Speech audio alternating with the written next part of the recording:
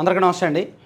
Telugu Desam party అధికార ప్రతినిధిగా దాదాపుగా 2.5 ఏళ్ల పాటు అందరికీ పరిచయమైన జీవీ రెడ్డి గారు ఏపీ ఫైబర్ నెట్ చైర్మన్గా కూడా ఇంకా ఎక్కువ మందికి పరిచయం అయ్యారు.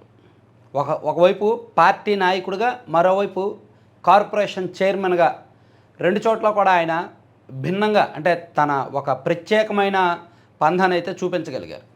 సో ఆయన ఈరోజు తన ఏపీ ఫైబర్ నెట్ చైర్మన్ పదవికి అండ్ తెలుగుదేశం పార్టీ సభ్యత్వానికి పూర్తిగా రాజీనామా చేస్తూ ఇందాకే ఒక లెటర్ రిలీజ్ చేశారు. సో ఇది సోషల్ మీడియాలో దాదాపుగా ఒక గంట సేపటి నుంచి ఇదే బ్రేకింగ్ న్యూస్. అసలు ఏం జరుగుతుంది అని అందరూ కూడా. సో నాకు కూడా చాలామంది పెట్టారు. నేను దీని వెనక కొంచెం వాస్తవం ఏంటి అనేది మేబీ అందరికీ తెలుసు. ఇప్పుడు ఈ మధ్య ఒక 10 రోజుల కిందట ఆయన ఏపీ ఫైబర్ నెట్ ఎండీ గారి మీద కొన్ని ఆరోపణలు చేయడం, AP fibre net MD Dinesh Kumar ఇష్టానుసారం వ్యవహరిస్తున్నారు, సో ఏమీ కూడా ఆదేశాలు పాటించడం లేదు, గత ప్రభుత్వానికి అంటే వైసీపీ వాళ్ళకి ఎంతో కొంత సహకరించేలా ఉన్నారు, అప్పుడు అక్రమంగా నియమించిన ఉద్యోగులను ఇంకా కొనసాగిస్తున్నారు, సో నిధుల దుర్వినియోగాన్ని అడ్డుకోవట్లేదు అని కొన్ని సంచలనమైన ఆరోపణలు బయట పెట్టారు. సో అది బయట పెట్టడంతో పార్టీలో పెద్దలు, ప్రభుత్వ పెద్దలు అతన్ని ఇంటర్నల్గా పిలిపించి మందలించారు. ఏమైనా ఉంటే ఇంటర్నల్గా మాట్లాడాలిగా, నువ్వు అలా బయట పెడతావా అని మందలించారు. దాంతో ఆయన హర్ట్ అయ్యి నాకు ఇటువంటి లోపాయికారి నాకు తెలీదు, ఏదైనా ఉంటే సూటిగా చెప్తాను అనేటట్టు ఆయన కొంచెం చెప్పడం. ఎందుకంటే ఇక్కడ పార్టీలో ఎలా ఉందంటే వ్యవహారం, బయటకు మాట్లాడితేనేమో మాట్లాడేసావు అంటారు, ఇంటర్నల్గా చెప్తేనేమో పట్టించుకోరు, సీరియస్ తీసుకోరు. అది పార్టీలో అందరికీ ఉన్న సమస్య. ప్రతి ఒక్కడికి, ఈవెన్ ఒక ఎమ్మెల్యే అయినా సరే లోపాయికారిగా లోకేష్ గారికి ఏదో చెప్తామనో లేదంటే చంద్రబాబు గారికి ఏదో చెప్దామంటే పట్టించుకోరు. బయటకు ఓపెన్గా మాట్లాడేస్తే ఓపెన్ అయిపోతావా, అలా మాట్లాడేస్తావా అని మందలిస్తారు. ఇక్కడ జీవీ రెడ్డి గారితో వచ్చిన ప్రాక్టికల్ సమస్య అదే. నిజానికి జీవీ రెడ్డి గారు దాదాపుగా 2021లో అనుకుంటా తెలుగుదేశం పార్టీలో జాయిన్ అయ్యారు. ఆయన అంతకుముందు కాంగ్రెస్ పార్టీలో సుదీర్ఘకాలం పనిచేశారు. కాంగ్రెస్ పార్టీ ఇన్యాక్టివ్ అయిపోయిన తర్వాత ఆయన రాజకీయాల్లో ఇన్యాక్టివ్ అయిపోయారు. ఆయన ప్రకాశం జిల్లా మార్కాపురం నియోజకవర్గానికి చెందిన నాయకుడు, వృత్తిరీత్యా న్యాయవాది, మంచి సబ్జెక్ట్ ఉంది, ఆర్థికపరమైన విషయాల్లో సబ్జెక్ట్ ఉంది, పరిపాలనాపరమైన విషయాల్లో సబ్జెక్ట్ ఉంది, ప్రభుత్వ ఆదేశాలు, ప్రభుత్వ ఉత్తర్వులు, ఐఏఎస్లు, ఐపీఎస్లు, ఈ పనితీరు, ఈ వ్యవహారాలన్నింటి మీద ఆయన స్టడీ చేశాడు. సో ఆయన మార్కాపురం నియోజకవర్గంలో ఉంటూ కాంగ్రెస్ పార్టీ నాయకుడిగా ఉండడంతో చంద్రబాబు గారు అతనిలో ఉన్న సబ్జెక్ట్ నచ్చి, అతనికి మంచి సబ్జెక్ట్ ఉంది, ఇతను టీవీల్లో పార్టీ తరపున వాయిస్ మాట్లాడితే బాగుంటుంది, పార్టీ అధికార ప్రతినిధిగా ఇతను డిబేట్లకు వెళ్తే బాగుంటుందని చెప్పి అతన్ని ఏరి కోరి పిలిపించి పార్టీలో జాయిన్ చేసుకున్నారు 2021లోనో 2022లోనో. సో అతను పార్టీలో జాయిన్ అయిన తర్వాత దాదాపుగా ప్రతిరోజు నాకు తెలిసి వారంలో 4 నుంచి 5 రోజులు ఆయన TV5లో కానీ ఏబిఎన్లో కానీ ఏదో ఒక ఛానల్లో డిబేట్కి వెళ్ళేవాడు.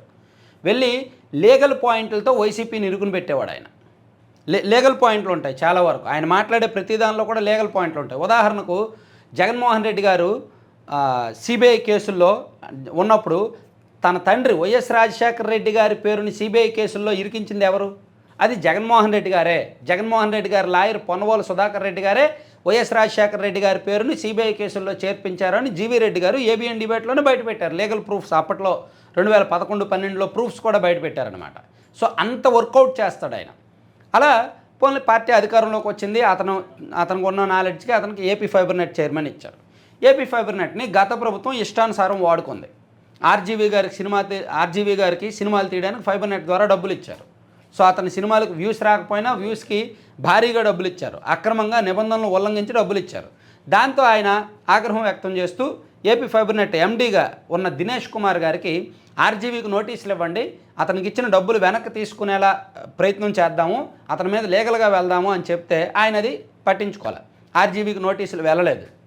ప్లస్ వైసీపీ హయాంలో అక్రమంగా చాలామంది, వందలాది మంది ఉద్యోగులను నియమించారు.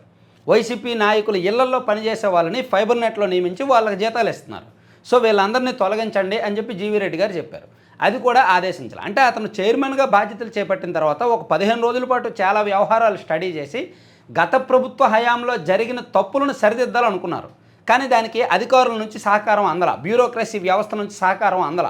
సో ఆయన చేసేదేమీ లేక అది లోకేష్ గారికి చెప్దామంటే అపాయింట్మెంట్లు దొరకట్లా, చంద్రబాబు గారికి చెప్దామంటే అపాయింట్మెంట్లు దొరకట్లా, ప్లస్ వీళ్ళకి ఇంటర్నల్గా ఎవరు పట్టించుకునేది లేదు. ఇంకా అందుకే ఆయన చూసి ఓపెన్గా బరస్ట్ అయిపోయాడు. అలా బరస్ట్ అవ్వడం పార్టీ పెద్దలకు నచ్చలా. ఏమయ్యా, నువ్వు ఒక అధికార ప్రతినిధివి, నువ్వు ఒక కార్పొరేషన్ చైర్మన్, నువ్వు అలా ఓపెన్గా మాట్లాడతావా, అలా బ్యూరోక్రసీ వ్యవస్థ మీద అలా ఆరోపణలు చేస్తావా అని చెప్పి అతను కొంచెం ఇంటర్నల్గానే సీరియస్గా క్లాస్ స్పీకర్. దాంతో ఆయన హర్ట్ అయ్యి ఇంకా నాకు ఈ పార్టీ అవసరం లేదు, రాజకీయాలు అవసరం లేదు, ఈ పదవి అవసరం లేదని చెప్పి ఈరోజు నిర్ణయం తీసుకొని ఈరోజు సాయంత్రం రిజైన్ చేశారనమాట. అయితే ఆ రాజీనామా లేక బయటకు వస్తుంది, అది నిజమా కాదా అని ప్రయత్నంలో భాగంగా అతనికి కాల్ చేస్తే అతని ఫోన్ అయితే అందుబాటులో లేదు. కానీ దాదాపుగా వాస్తవమే, అతను పార్టీకి రిజైన్ చేశారు, పార్టీ పదవికి రిజైన్ చేశారు, అండ్ కార్పొరేషన్ చైర్మన్ పదవికి రిజైన్ చేశారనమాట. నేను నా న్యాయవాద వృత్తిలో నేను కొనసాగుతాను, నేను ఇంకా రాజకీయాల్లో ఉండను, ఏ పార్టీలో కూడా చేరను అని చెప్పారు. అయితే ఈ వచ్చిన తర్వాత జీవీ రెడ్డి గారికి సపోర్ట్గా టీడీపీ క్యాడర్లో చాలామంది సోషల్ మీడియాలో ఈ 1 అవర్లోనే బాగా యాక్టివ్ అవుతున్నారు.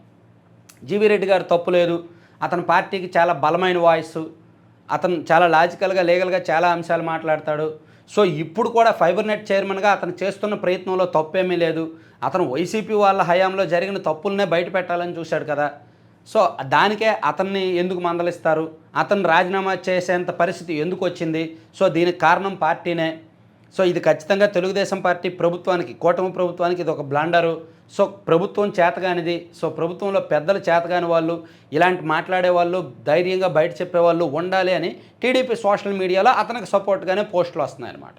సో నిజానికి జీవీ రెడ్డి గారి విషయంలో ఈ ఓవరాల్ సబ్జెక్ట్లో అతనికే మద్దతు ఉంటుంది, అతనికే సపోర్ట్ ఉంటుంది, సోషల్ మీడియాలో కావచ్చు, బయట పార్టీ పరంగానూ కావచ్చు.